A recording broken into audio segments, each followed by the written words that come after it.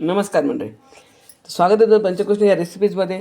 आज आपण दिवाळीचा चिवडा उरला आहे, मुलं नंतर खायचा कंटाळा करतात. त्यासाठी आपण काहीतरी एक वेगळं ट्विस्ट देऊन आज मुलांनासाठी आपण काहीतरी वेगळं असं बनवणार आहे.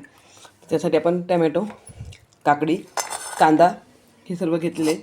तर आपण आता सर्वप्रथम याच्यामध्ये टमॅटो टाकणार आहोत, कांदा,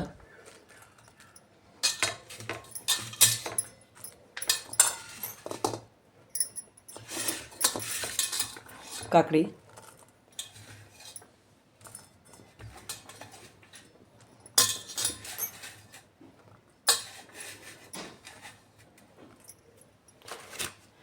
आणि पापड देखील आपण याच्यामध्ये कुस्करून टाकणार आहोत.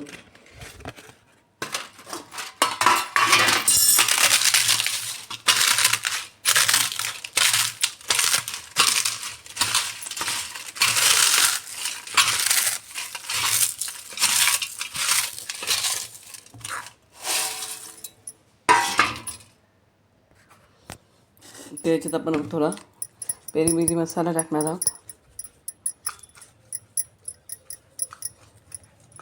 चव अगदी छान होते. थोडंसं मीठ,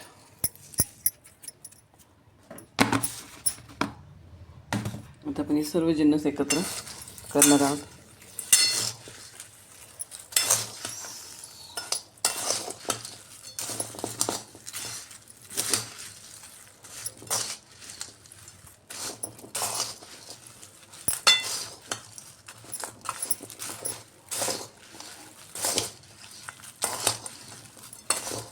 तयार आहे आपली चटपटीत अशी दिवाळीच्या चिवड्यापासून तयार केलेली भेळ.